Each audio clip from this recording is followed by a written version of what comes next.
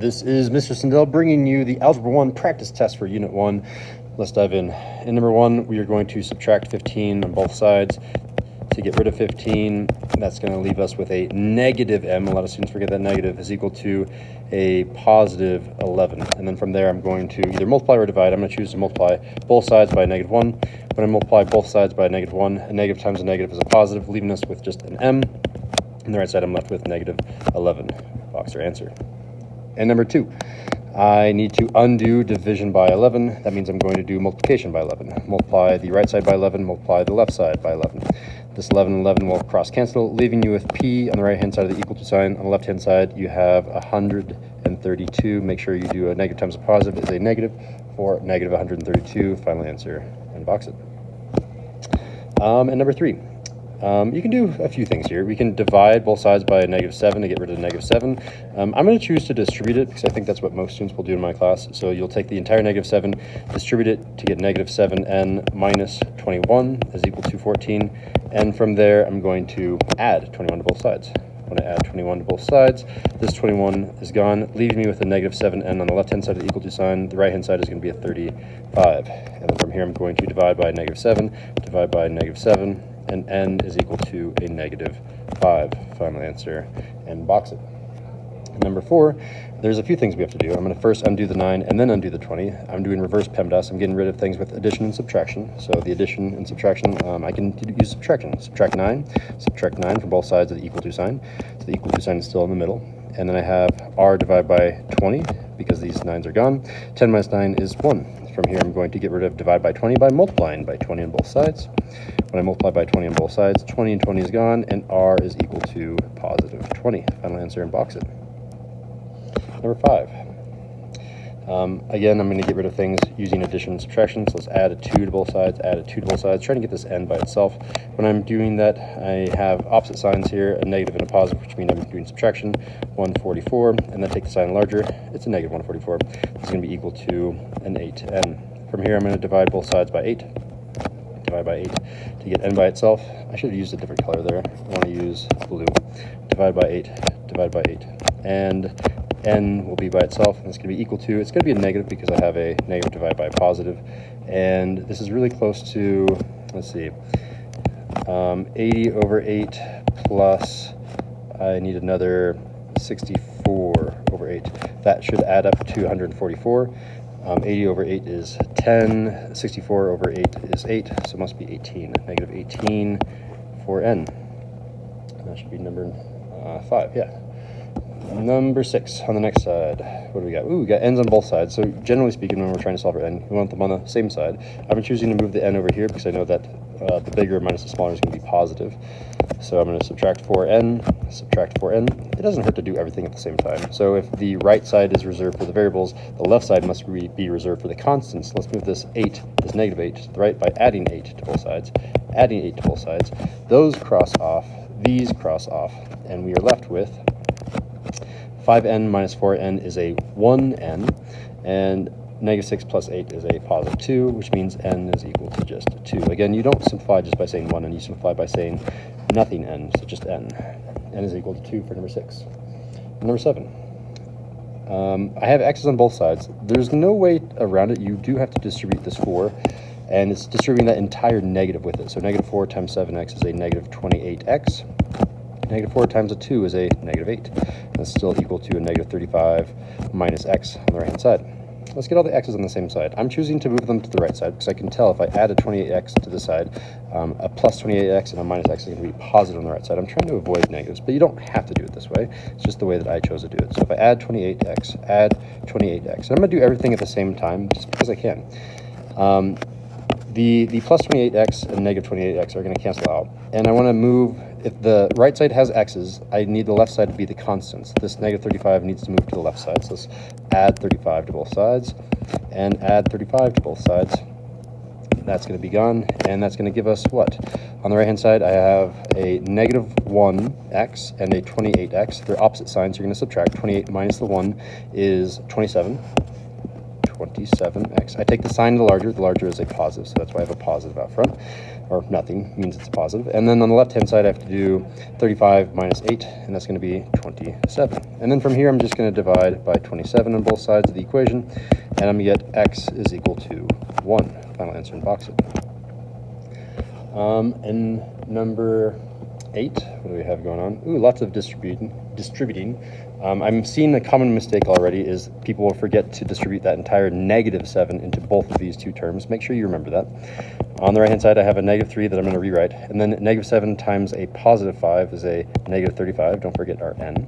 And then -7 times a +7 is a -49. I'm expecting this sign right here to be the most common mistake on this problem. Over here, we have a -2 distributing to an n. That's -2n, and -2 times a 7 is a -14. And then copy down the +5n again. We have to choose which side we want for our variables. I noted that if I move this 35n to the left side, it'll be a positive. So I'm going to do it that way. I'm going to add a 35n to cancel those out. And if I add a 35n, what's going to happen as well? Well, okay, so I have n's and n's on the left side. This is a constant, a -14. Let's move the constants to the right side. So I'll have a bunch of constants over here. So I'm going to add 14 and add 14. So those are gone. And let's be careful of what we have. We have a bunch of n's. Let's add them all together at the same time. -2 plus 5, they're opposite signs, so you subtract. 5 minus 2 is 3. Take the sign larger, it's a +3. So I have a +3n plus another 35n. That's a total of a 38n. So I want to change the color though. I have a 38n on the left-hand side. What about the right-hand side? The right-hand side has a -3 and a -49. Those are the same sign, both negative, so we're going to add them and get 52. Take the sign larger. Don't really have to, but take the sign of either of them, and you get a -52. A -52 plus 14. Well, -52 and a +14 have opposite signs. A -52 subtract 14, 52 minus 14. That is going to be the same thing as doing... What do I want to do here? I'm going to write this down so I can actually think this through. 52 minus 14 is the same thing as doing -20. I have to add 6. That's 58 minus 20. 58 minus 20 is 38, so this is going to be 38 over here on the right side. Finally, we can divide both sides by 38. Divide both sides by 38, and those 38s are gone, meaning n is equal to 1. Yet again, at number 8. I've made a mistake, though, and... what is my mistake? My mistake was I forgot to take the sign larger. So I had a -49, or rather a -52 with these two terms. A -52 and a +14. This should have been taking the sign larger. This should have been a -38 here, meaning we get an answer of -1. I apologize. How did I know I was making a mistake? Because I was looking at the answer key on my other monitor. Number 9. Absolute value equations, the general idea is isolate the absolute value and then undo it. So let's isolate the absolute value by getting rid of this 5. Let's divide both sides by 5. There's no sign in between the 5 and the absolute value. You assume when there's no sign that the answer is multiplication. We undo multiplication with division. Divide both sides by 5, and we get the absolute value of a by itself is equal to 7. From here, this is going to turn into two different equations. The first equation is just dropping the absolute value. The second equation is a negative version after we drop the absolute value. So you only change the outsides. The insides stay the same sign. And these are the two answers that I can then box, 7 and -7. In number 10, I need to, again, I'm isolating this absolute value. I have to get rid of this -9, get rid of this 8, and then we'll drop the absolute value symbol. So the way that we do that is I'm going to add 9 first, add 9 first. I'm left with 8 times the absolute value of 2m, and absolute value, and this is going to be equal to, okay, these are opposite signs, so that means we're going to subtract. If I do 73 plus 9, that's going to go to 62. Take the sign larger, that's a -62. And, oh, this is 64, Mr. Sindel. -64, I apologize. And then from here, I'm going to divide both sides by 8, divide by 8, divide by 8, and I get absolute value of 2m is equal to -8. A lot of people here will continue going on and saying, yes, this is two different equations, but wait, you shouldn't do that, and here's why. Can you take the absolute value of, it doesn't matter what's in here, absolute value of something and get a negative? No, you never can. So the answer here, you always are constantly checking this. As soon as you're getting the absolute value by itself, check. Is this possible? And this is impossible, so the answer here is no solutions. No matter what we try to plug in to m, nothing will ever work. So we'll just say nothing works, no solutions. And number 11, it's very tempting to add these two together or to distribute the 3. Neither of those is a legal math operation. You cannot add first, because first what you're supposed to do is multiply. Multiplication happens before addition, so you want to do 3 times the absolute value first, and you can't distribute because you always have to have absolute values. Like, can you distribute a -3? Well, no, that doesn't make sense because you can't distribute the sign in here. The only option left to us is to isolate the absolute value by getting rid of the 6, get rid of the 3, and then dropping the absolute value symbols. So from here, I'm going to subtract 6, again, undoing PEMDAS, and this is going to be 3 times the absolute value of 9 plus 6m, and the absolute value is equal to an 81. From here, I'm going to divide both sides by 3 with a different color, divide by 3, and left with absolute value of 9 plus 6m, and absolute value is equal to a 27. From here, I can now drop the absolute value symbol, and one equation is 9 plus 6m is equal to 27. Again, you just drop the absolute value symbol and you're done. The next one is, again, the insides stay the same, 9 plus 6m. A lot of students make the mistake of trying to switch one of these signs or both of these signs on the inside, and the outside is the only thing that changes. This changes to a -27. We're not done yet. We need to solve each of these for m, so I'm going to subtract 9, subtract 9, subtract 9, subtract 9. And that's going to cancel out these 9s, leaving us with a 6m is equal to a 18, and a 6m is equal to, these are the same signs, so it's going in the same direction, -36.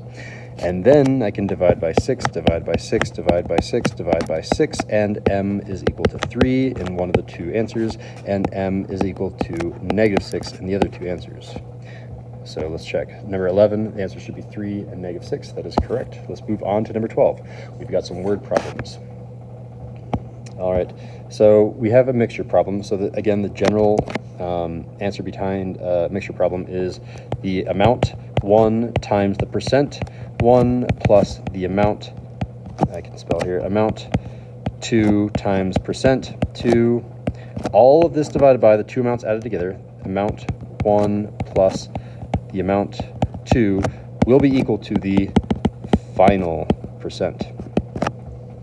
Okay, so let's fill in what we know. We know we have 6 ounces of 30%. So we have 6 of the amount times 30 of the percent plus 9 for that amount times 70%. All of this is going to be divided by the two amounts. Usually it's the first two numbers if we're filling this in the correct order. So 6 plus 9 are the two total amounts. 6 plus 9, that was plus 6. 6 plus 9, that's going to be equal to the final percent, which is what we're trying to find. So I'm just going to say this is the x that we're trying to find. When we do this, you will have a calculator on the actual test, so you can practice using the calculator now as well. I'm going to do that to speed through this video. So if I come to my calculator, there we go. You can type this in verbatim. You can say, hey, I have a fraction. The top of my fraction is 6 times 30, and this is going to be adding 9 times 70, and this is all being divided by 6 plus 9 is 15, and you get 54. So we say x here is equal to 54. As long as you're setting up your equation like this and you jump straight to the answer, I know that you use a calculator and that is okay. Don't box this though. If you box this, that is incorrect because you need to interpret that. That is a 54% because the answer is a percentage. It's not just a number. So if you forget the percent, I might take off half a point for that interpretation. Number 13, what do we have? We have another mixture problem. So again, I'm plugging into this formula. And what is my first amount? My first amount is 4 ounces. So it's going to be 4 times whatever percentage is. We don't know the percent. Or the price, sorry. These are all prices. I haven't seen price, price. So change all of these percentages to price. So what's the price of the brand X? We don't know. It's asking for what is the price of the brand X. So we're going to call that X.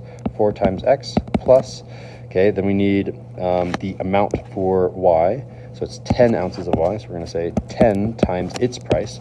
Well, Y costs $3 per ounce, so 10 times 3. And this is all divided by the two amounts added together, 4 plus 10. This is equal to the final price. The final price is $5.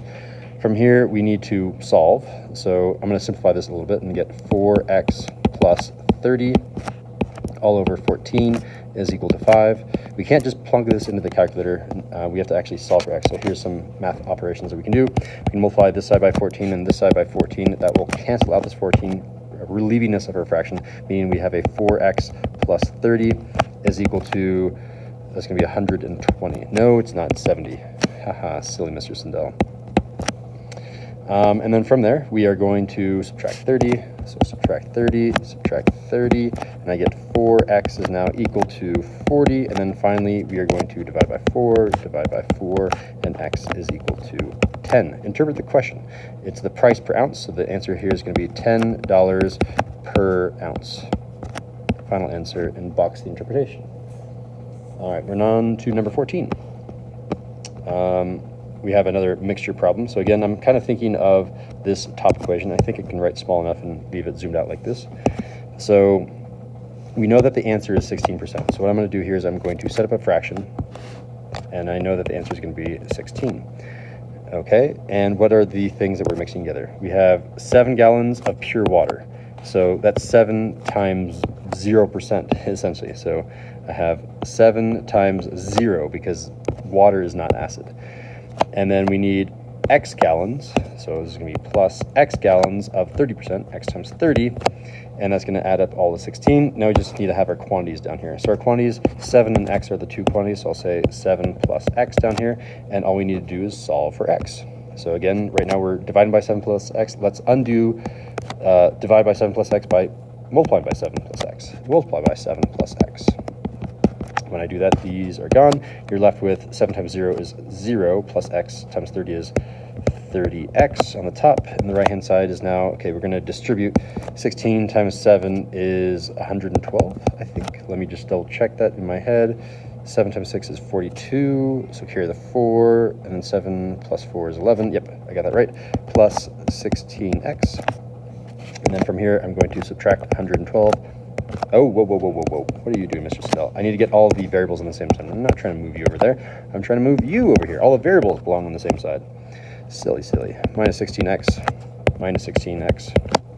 And that's going to be now 14x is equal to 112. And then from there, I'm going to divide by 14. Ooh, I want to do that in a different color, though. Divide by 14, and x is equal to, I want to say 8. I'm going to double check that on the calculator, though. I have a calculator, might as well use it, right? What is 112 divided by 14? I got it right, it's 8. And I don't box that, I want to box my interpretation. How many gallons? We're going to add 8 gallons. We'll say 8. I'm going to say GAL, gallons. All right, moving on to number 15. We've got some speed questions. Okay, what's happening in this one?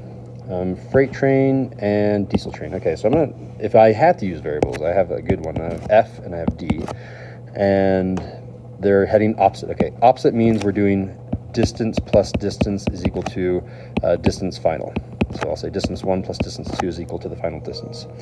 So we also know that distance is equal to rate times time, and that means we're gonna have the two different rates. So I'll say rate of the freight train times time of the freight train plus rate of the diesel train times time of the diesel train will equal to the total distance.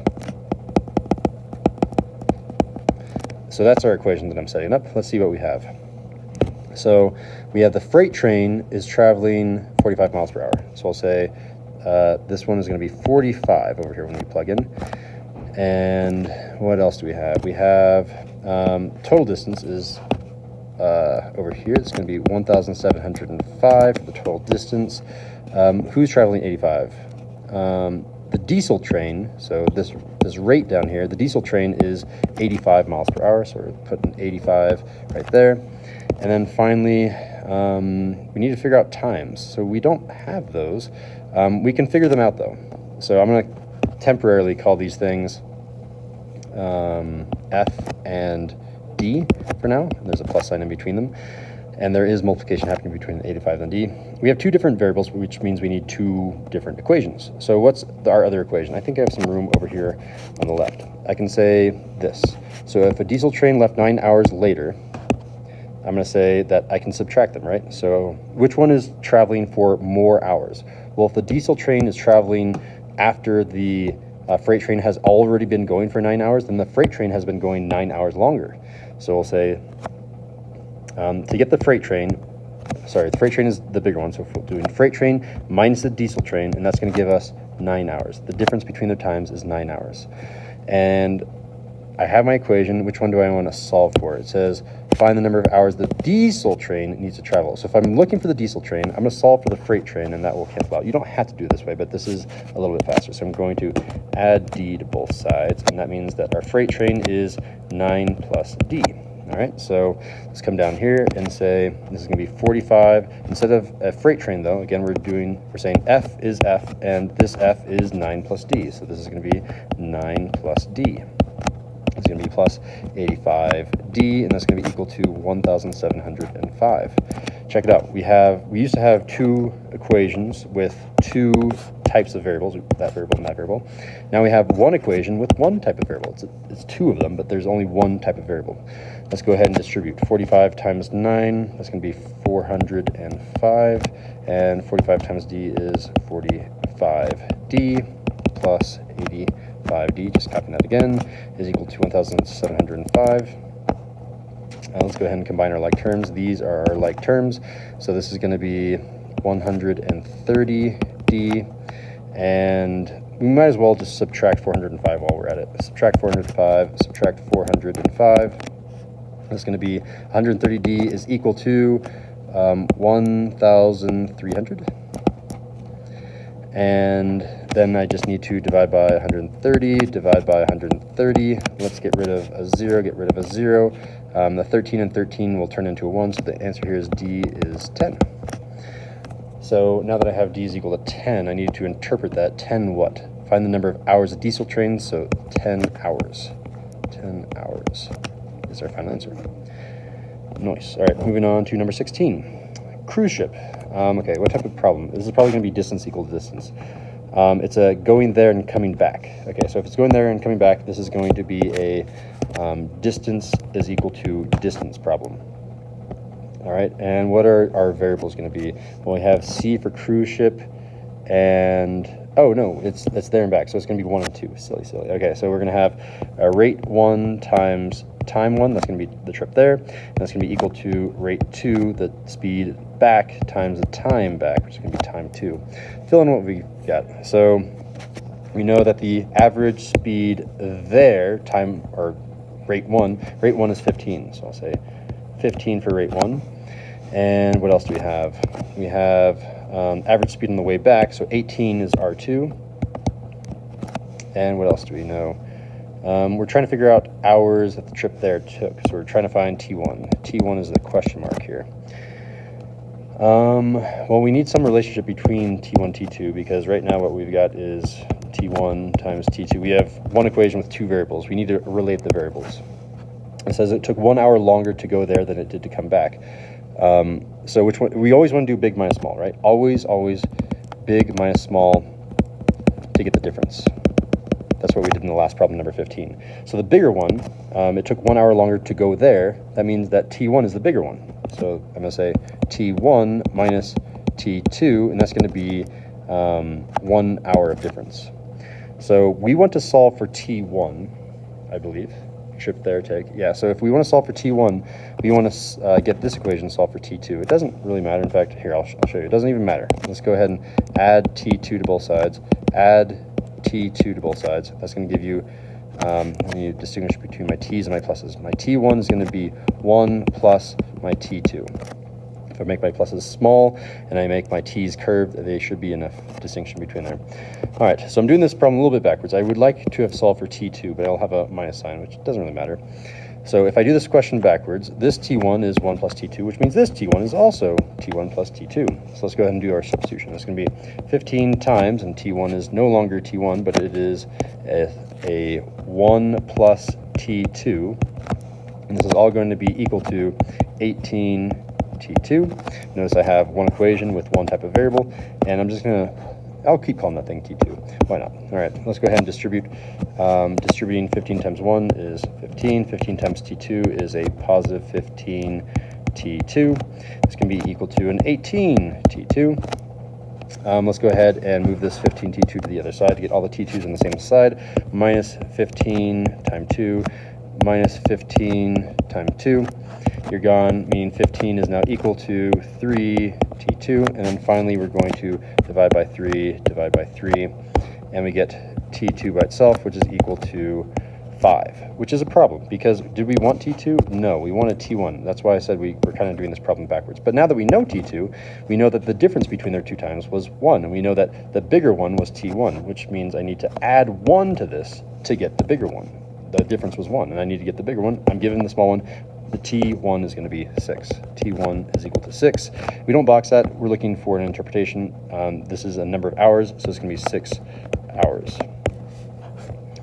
All right, so number 16 is 6 hours. Moving to number 17, our last, oh no, it's the last distance problem, and then we have to do work problems. All right, so in number 17, it's going to be a catching up problem because I see the word catch up. That's going to be a distance is equal to a distance problem. Distance is equal to a distance problem. I'm going to use the variables n and a for Nadiba and Amy. Let's go ahead and fill in what we have so far. So it's going to be rate times time. Rate times time is equal to rate times time. One is for an n, the other one is an a and an a. What do we have? So we have Amy driving 45. So the rate for Amy is 45. And Amy has been traveling for 2 hours. It says after 2 hours, Amy finally caught up, which means Amy's time is 2 hours. We'll say times 2 hours. Okay, what else do we have? We need Nabida's speed, so we're trying to figure out r sub n, so we'll say Rn is over here. It's going to be times the time for Nabida. Does it say that anywhere? Well, it says 3 hours later, Amy left. And she travels for 2 hours, which means Nabida's been traveling for 3 hours already on top of Amy's 2 hours. So he's been traveling for a total, or I think it's he has been traveling for a total of 3 plus 2, which is 5. And we can solve this very simply. We can simplify this and say that this is 5 times Rn is equal to 90, and just divide both sides by 5, divide by 5, and R sub n is equal to 18. And if number 17, ooh, that's not quite right. I'm looking at the answer key already, and it says it's supposed to be 30, so I've messed up somewhere. Amy has been traveling for 2 hours. He should be traveling for 5 hours. I misinterpreted the question. I thought she was driving 45 miles per hour. I didn't see this word faster. That means faster than him. So I need to come back here. I thought this problem was too easy. 45 miles per hour faster. So we don't actually know the speed. This is just her rate. We need a second equation because we only have her rate and we don't know what that actually is. But we do know who's going faster, the bigger number. We're always doing big minus small. She's driving faster. So it's going to be, do I have enough room here? I'm going to move you guys over to the left. I'll do a little squiggle here so that I don't get confused with the other problem. And here's what's happening. Amy's rate minus Nabida's rate will be 45. And we're trying to solve for Nabida's rate, which means we should get Amy's rate by itself. And then that means we're going to add Rn to both sides, and we get Ra is equal to 45 plus R sub n. And that means if Ra is equal to 45 plus R sub n, this Ra is also 45 plus R sub n. And I'm going to rewrite this problem and say this is R, or I guess this is really 5 R sub n is equal to not R sub a, but our substitution 45 plus R sub n. And that's going to be multiplied by 2. I guess I can keep that in red, times 2. Okay, so to solve this, we're going to distribute the 2 into each of these. 2 times 45 is 90 plus 2 R sub n, and that's going to be equal to 5 R sub n. From here, I'm going to get all the Rn's on the same side, so minus 2 Rn minus 2 Rn, and I'm going to get 3 Rn is equal to 30. And then finally from here, I can divide by 3, and Nabida's speed is equal to 30. So I'll say 30 miles per hour. I think it's miles per hour. Yes, mile per hour, not kilometers per hour. There's the answer that I was looking for. In number 18, we have a work problem. So the general idea behind work problems, again, is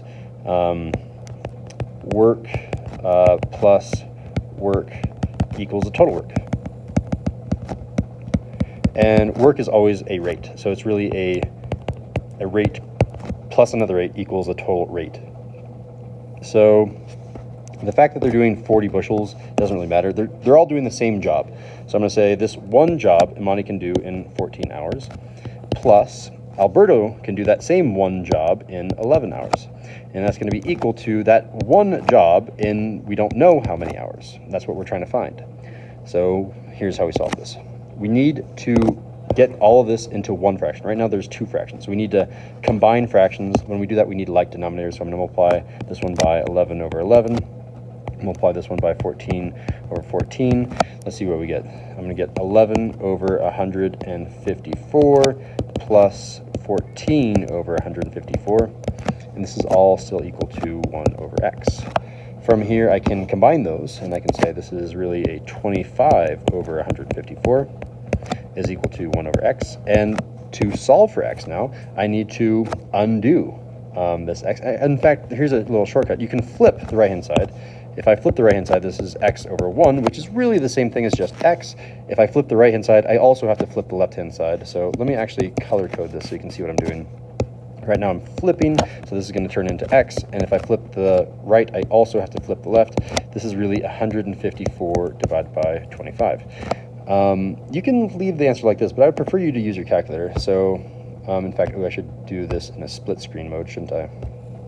So this is going to be 154 divided by 25, which is 6.16. So I'll say 6.16 is what we're looking for, is equal to x, and then interpret that. What was that? 6.16 minutes? No, this is 6.16 hours.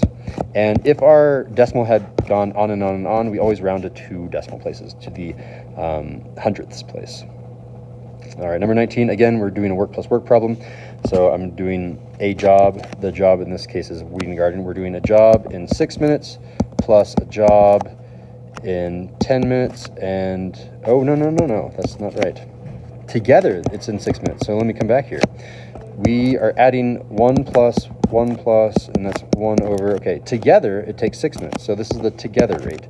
And one of them takes 10 minutes, so I'll call this one the 10 minutes, and the other one we don't know, so this other one is going to be called x, and we need to find that x. So again, you need to have the same strategy. You need to get this into one fraction. The way that we do that is getting like fractions, multiplying the top and bottom here by x, multiplying the top and bottom here by 10.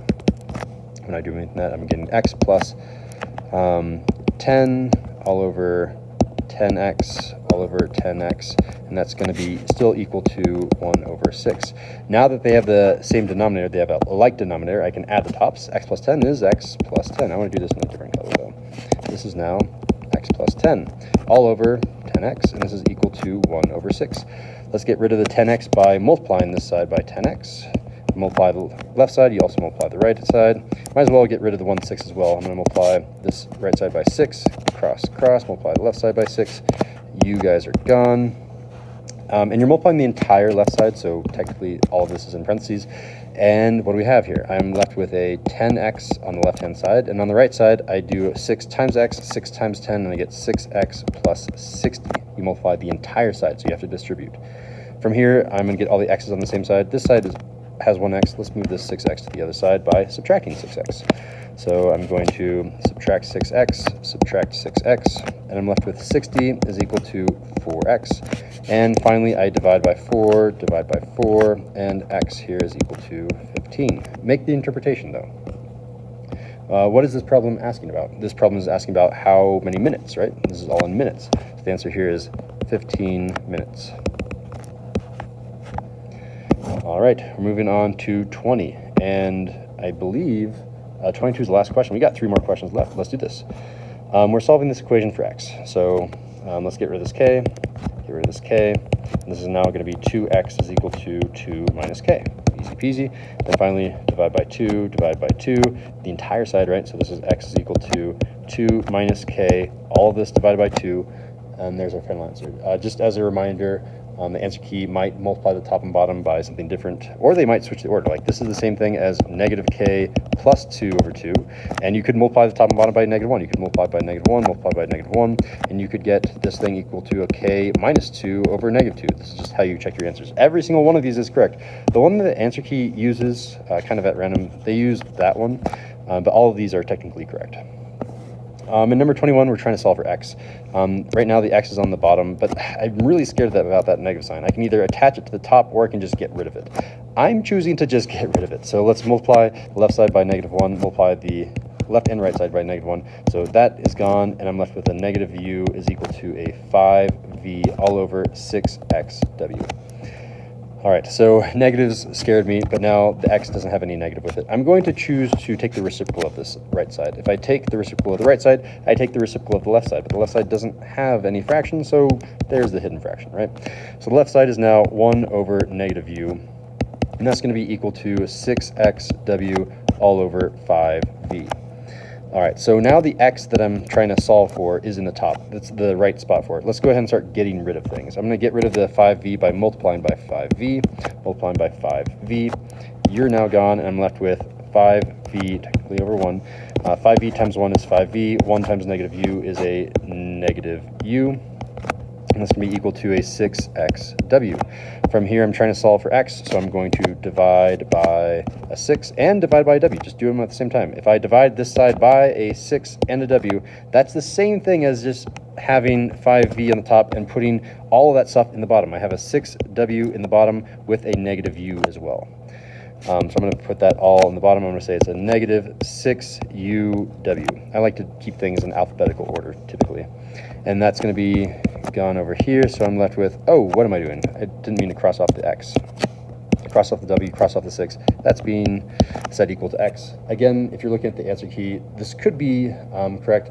They could multiply the top and bottom by a -1, which means I could also have a negative 5v over a positive 6uw. And indeed, the answer key does go with this one over the other one. I'll write an equal to sign. These are all equal to each other. All right. And if you're curious why I put the 6w just in the bottom, it's really a keep it, change it, flip it. I've explained it in past videos, but I can explain it again since I have a little bit of time.